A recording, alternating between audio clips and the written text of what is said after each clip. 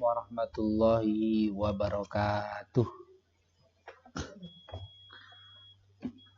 Alhamdulillahirabbil alamin. Anak sekalian, kita lanjutkan materi kita selanjutnya, yaitu tentang khiyar. Marilah kita berdoa dulu dengan mengucapkan basmalah. Semoga apa yang Bapak sampaikan nanti dapat anak-anak terima dengan baik, dapat anak-anak pahami, dan dapat bermanfaat. Kita baca basmalah. Bismillahirrahmanirrahim. Baiklah anak-anak, pada pertemuan kali ini kita akan membahas tentang khiyar. Ya, tentunya nanti setelah pembelajaran ini anak-anak dapat menjelaskan apa itu khiyar. Ya, kita itu sering melakukannya tawar-menawar, tapi kita tidak memahami kalau itu sebenarnya ada istilah khiyar, ada istilahnya, ada syarat rukunnya, ada ketentuannya. Nah, kita nanti akan pahami bagaimana ketentuan khiyar ini. Ya. Yang pertama, pengertian khiyar secara lughah atau bahasa. Khiyar berarti memilih. Ya, bisa diartikan memilih, bisa diartikan menyisihkan atau menyaring. Nah, secara semetik atau kebahasaan, kata khiyar berasal dari kata khair, yang berarti baik.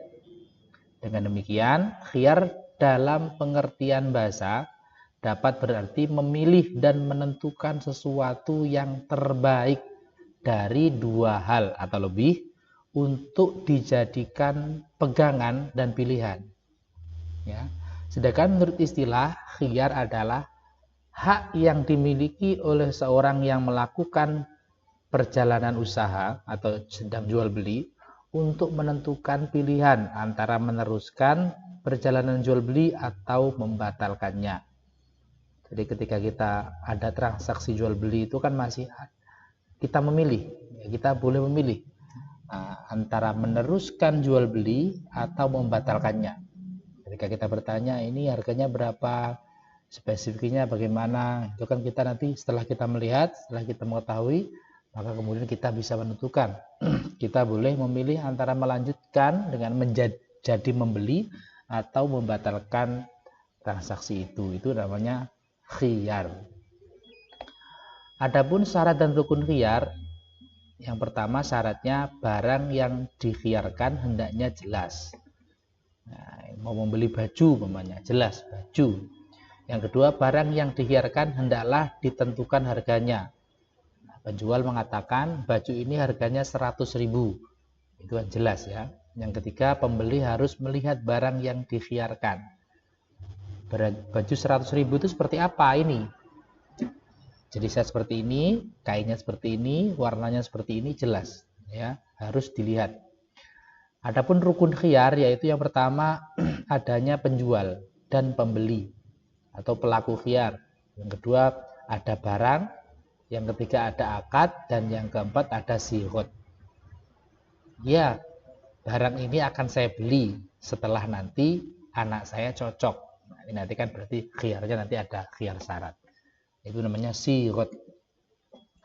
Adapun macam-macam khiyar, itu ada khiyar aibi, ada khiyar ra'yun, ada khiyar syarat, ada khiyar ta'yin, ada khiyar majelis. Nah, yang Bapak saya jelaskan ini adalah khiyar aibi, khiyar syarat, dan khiyar majelis ya. Adapun khiyar aibi, ya, suatu keadaan yang membolehkan salah seorang yang berakad memilih hak untuk membatalkan akad atau menjadikannya tidak ditemukan aib.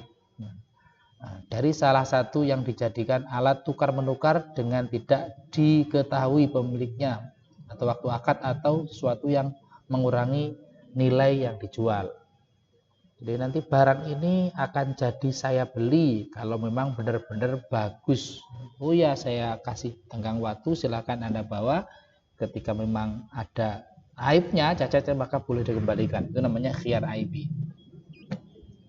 Adapun khiyar syarat, yaitu suatu keadaan yang membolehkan salah seorang yang akad atau masing-masing yang akad atau selain kedua belah pihak yang akad memiliki hak atas pembatalan atau penetapan akad selama waktu yang ditentukan. ini saya beri tenggang waktu 2 hari, itu namanya syarat. Syaratnya hanya 2 hari loh ya. Kalau 2 hari Anda tidak kembali lagi ke sini untuk jadi mulai atau tidak, maka jual beli ini batal.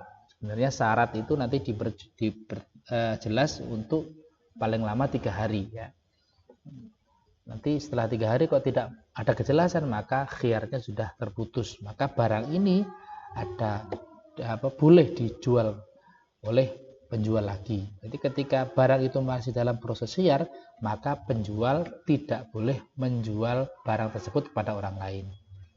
Nah, adapun khiyar majelis itu adalah khiyar yang dilakukan ketika dua belah pihak ada di tempat transaksi tersebut. Nah, ketika orangnya sudah pergi, maka khiyar tersebut sudah tidak berlaku. Ini biasanya kita saksikan di pasar ya. Nah, ketika orang mau membeli, biasanya melihat dulu, menanya-nanya berapa ini. Nah, kemudian kok orangnya pergi, berarti itu namanya khiyar majelis. Jadi barang tersebut ketika sudah ditanya mau dibeli kok tidak jadi, orangnya pergi, itu makanya sudah tidak terjadi khiyar lagi. Namanya khiyar majelis. Anak-anak, itu penjelasan tentang khiyar sedikit dari Bapak, semoga bisa memahaminya dan bisa menjawab beberapa soal yang akan Bapak suguhkan nanti.